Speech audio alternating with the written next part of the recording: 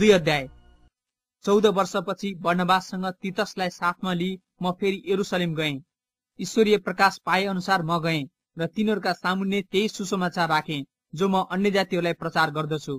तर अगुवा झैं देखा पर्नेहरूका सामुन्ने मैले यो एकान्तमा प्रस्तुत गरेँ, ताकि मैले जो दौड दौडेँ वा दौडिरहेको छु त्यो व्यर्थ नहोस्। तर मेरो साथमा हुने तीतसलाई ग्रीक भए तापनि खतना गर्नुपर्छ भनेर कसैले कर लाएन। खतनाको यो कुरा उठ्यो किनकि कति झुटा भाइहरू हाम्रो दलभित्र गुप्त रूपले पसिकन ख्रिस्टमा भएको हाम्रो स्वतन्त्रताको सेवा गरी हामीलाई बन्धनमा ल्याउन चाहन्थे। सुसमाचारको सत्यता तिमीहरूका लागि सुरक्षित रहोस् भनेर तिनीहरूका सामुन्ने हामी एकै पलका निम्ति पनि झुकेनौं। प्रतिष्ठित देखा पर्ने व्यक्तिहरू जो थिए र तिनीहरू जस्ता भए तापनि मलाई त केही फरक पर्दैन। परमेश्वरले मानिसको पनपक्ष गर्नुहुन्न।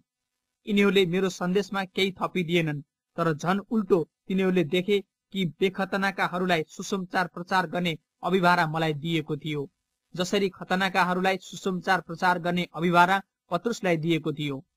परमेश्वर जसले पत्रुसको प्रेरितपनद्वारा खतनाकाहरूका बीचमा काम गर्नुभयो, मद्वारा पनि अन्य जातिहरूका बीचमा काम गर्नुभयो। याकूब, केफास र यूहन्ना जो मण्डलीका खम्बाहरू थिए, तिनीहरूले ममाथि भएको अनुग्रह थाहा पाएपछि मलाई र बर्नबासलाई संगतिको दाहिने हात दिए। हामी अन्य जातिहरू कहाँ जाने र उनीहरू चाहिँ खतनाकाहरू कहाँ जाने भन्ने निश्चय गरे। केवल उनीहरूको यही इच्छा थियो कि गरीबमाथि हाम्रो सम्झना रहोस्। त्यसो गर्न म पनि उत्सुक थिएँ। तर जब केफास एन्टियोखियामा आए तब मैले उनलाई खुलमखुला विरोध गरेँ, किनकि उनी दोषी थिए। याकुबले पठाएका मानिसहरू आउन भन्दा अघि उनले अन्य जातिहरूका साथमा खाने गर्दथे। तर जब तिनीहरू आइपुगे तब उनी अन्य जातिहरूबाट पछि हटेर अलग भए, किनकि उनी खतनाका दलदेखि डराएका थिए। अरू बाँकी यहुदीहरूले पनि यस्तै कपटपूर्ण काम गरे, यहाँसम्म कि तिनीहरूको कपटपूर्ण व्यवहारले गर्दा बर्नबास पनि भड्केर गए।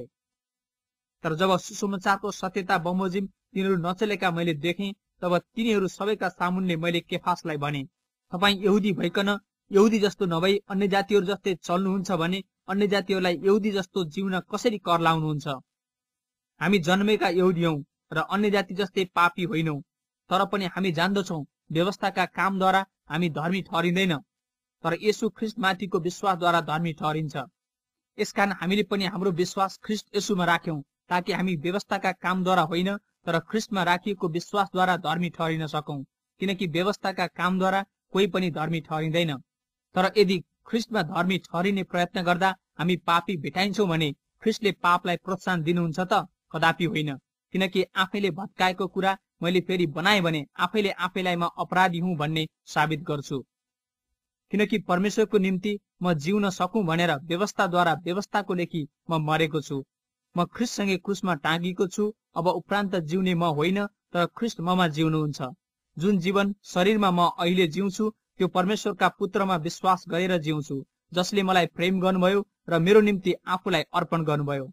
परमेश्वरको अनुग्रह म पन्साउँदिन, किनकि व्यवस्थाद्वारा धर्मी ठहरिने हो भने त ख्रिस्ट व्यर्थैमा मर्नुभयो।